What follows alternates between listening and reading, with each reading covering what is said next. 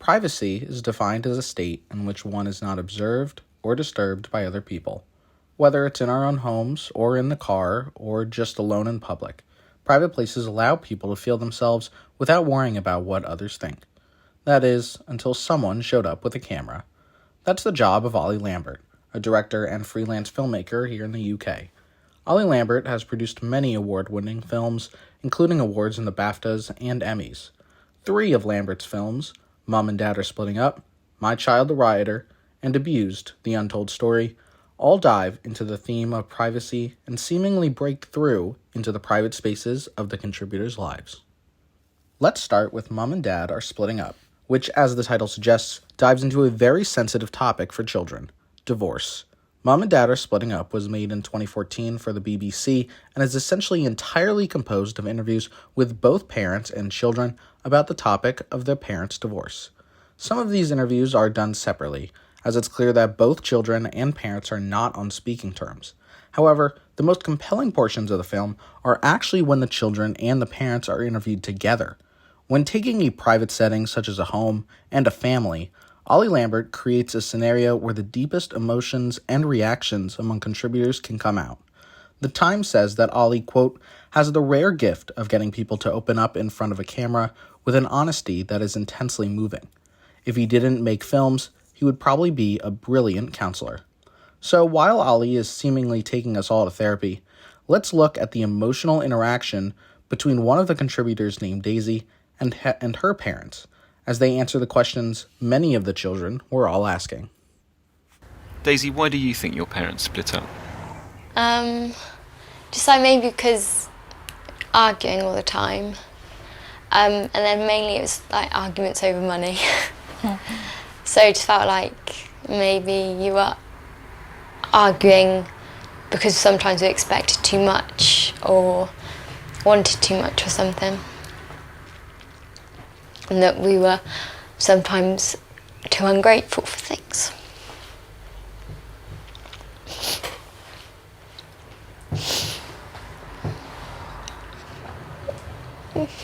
You alright?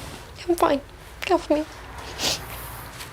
Were you aware of the sense of responsibility that maybe Daisy felt a little bit when... No, I didn't know that she felt like that. Yeah, I didn't know that. But we did actually say, at the time when we told them all, didn't we, Daisy? We did say to all of you, it's not your fault, it's none of your faults. No. It's just that Mum and Dad don't get on together. Well, I think we did try to say to them it's not their fault, didn't we, Daisy?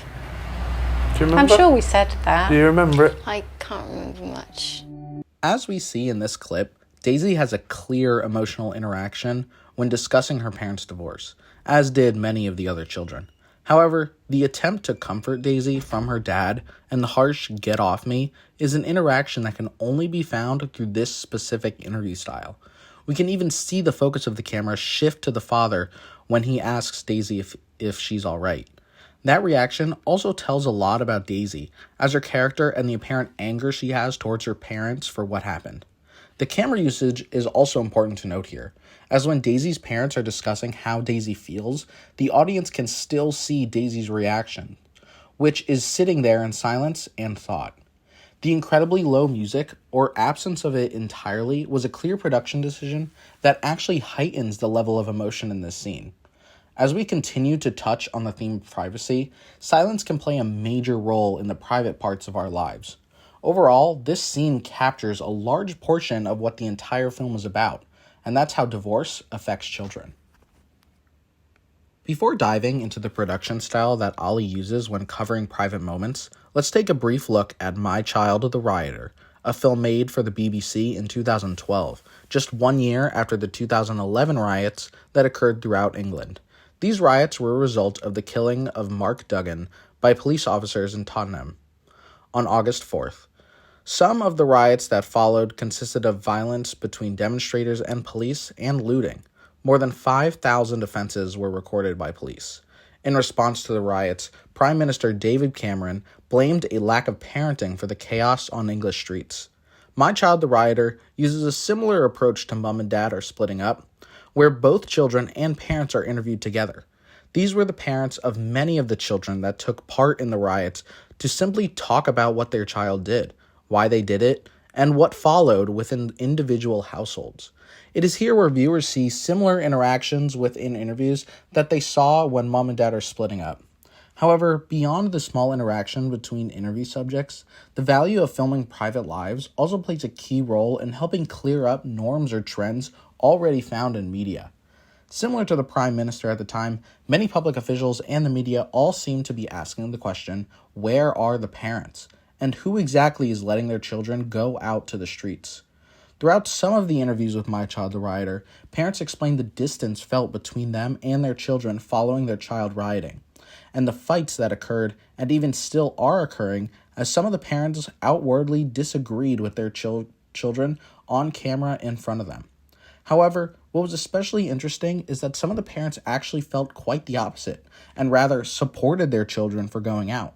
In My Child the Rioter, privacy plays a valuable role in providing clearance and essentially saying, hey, not all of these children are delinquents in the eyes of their parents, and some of their parents actually felt pride in their child for standing up for what they think is right. The Times perfectly summarizes what privacy can reveal in their review of the film, saying, quote, brilliant. As always, the truth is rather less black and white than the Prime Minister imagined. Now that we've established the value of private lives when it comes to filming, let's touch on how Olly approaches these moments in a post-filming setting. Let's turn our attention to another of Olly's films titled Abused, The Untold Story. Abused was made in 2016 for the BBC and covers how the sexual assault allegations against English media personality Jimmy Savile in 2012 changed the nation and the lives of his victims. Similar to the topic of divorce, Olly Lambert requires a unique set of skills to tackle the topic of sexual assault in the right way. In one scene, we meet Dee Coles, who was abused at age 14. Coles plays an important role for the entire documentary, as she was the first victim to go publicly on television about her abuse. In the following clip, Olly provides Dee not only with a safe space to speak, but also elevates her voice through the scene's editing. Of course, this scene does cover topics of sexual assault, so viewer discretion is advised. He came out and got this girl to take some photos of me and him. The first two, he's really pulling me into him and sort of thrusting his leg between my legs. And I can tell when I look at the expression on my face, I'm like, not comfortable with it. And then the third one I do remember because he said, he took his vest off and got me to stand behind him, so I was more relaxed in that one because he wasn't like pushing into me.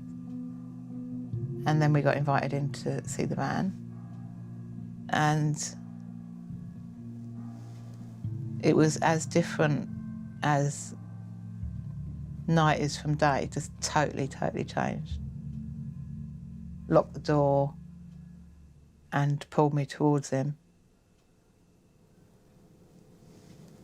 You know, I think sometimes when people read about abuse, they just think, it's the same as adults having sex, but it's with a minor.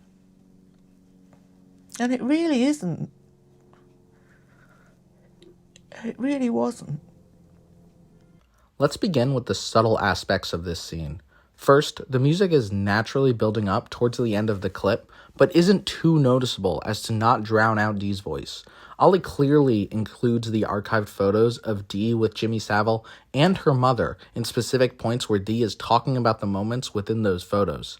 As part of the documentary focuses on how many people actually did not believe Dee, Olly includes these photos as direct evidence that this abuse did in fact happen. Now, let's discuss the obvious part of this scene. The fact that when Dee hits the point where she admits to Savile's abuse, the screen goes entirely black. This editing choice by Olly allows the viewer to not be distracted by any other aspect of the film during the scene. The only thing the viewer can process here is Dee's voice.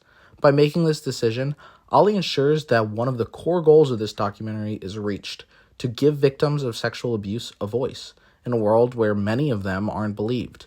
In their review of the film, the Metro seems to agree with this when they say, "Abuse, the untold story, gives voices to those at the heart of the shameful saga, Saville's victims." Whether as a director, producer, or editor, altogether you could call Olly a journalist, despite not believing that himself. The themes of privacy and journalism actually interact quite often. Legally, privacy is a huge factor that plays into every journalist's decisions. The BBC, which Olly produced films for, even clarifies that journalists should not publish details that will embarrass or humiliate someone's life or force themselves on someone who does not want to be interviewed. In some cases, privacy can be stretched, like if the content being posted is in the interest of the public. However, beyond legal issues, privacy is also an issue of ethics. In the Society of Professional Journalists Code of Ethics, they say that journalists should, quote, balance the public's need for information against potential harm or discomfort. Pursuit of the news is not a license for arrogance or undue intrusiveness. Besides in films that cover hard topics that Olly has experience in, showing respect for the privacy of interview subjects can even have an impact on their lives. In an interview with Carol Nara for Abused, The Untold Story, Olly describes how Dee speaking with him affected her, saying, quote, "She found the very act of speaking to a stranger who was also a man and being able to tell everything that happened to her for the very first time made her realize she could say it, and she wouldn't be causing disgust in me. And she actually realized that she was accepted, and that it wasn't her fault, and that there was someone who would listen." In the 2014 BAFTA Masterclass, Olly Lambert spoke about the process of making these films, and some of his others covering topics such as war. Olly's passion for finding real moments in subjects' private lives is one that is dependent on his viewership, saying that the audience can smell out authenticity, or in other words, can tell when a moment is fake. He also says that he is far less interested in the subject of filmmaking and more interested in the subjects he films. This thought process emphasizes Olly's role as being a voice for the voiceless and having a degree of respect and even care for his interview subjects. During the masterclass, Olly goes into detail about the filming of My Child the Rioter, saying how he deliberately brought many people to the interview to make it seem like a testimony. What happened was kind of amazing because the formality of it, of that whole setting with this huge light and them feeling like they were on stage, we moved everything around. It meant that I could ask any question and they would answer with absolute honesty. It was like anyone who's been through therapy, as I have, it had that kind of strange kind of enclosed, safe, bubbly sort of scenario. And I felt that I could ask them any question, and they felt their answers being respected. And the formality of it, weirdly, gave it a much more profound sense of honesty. Olly goes on to explain that this testimony and stage-like setting actually led to parents and children having important conversations that they simply never have had before, or rather, have never truly listened to one another. Finding the balance as a journalist between staying unopinionated on a given story versus caring for the subjects within it is certainly no easy task. Olly Lambert's ability to change and genuinely help his subjects' lives while still coming out of his interviews with compelling and real interactions is a skill that can and should be used amongst journalists and filmmakers alike.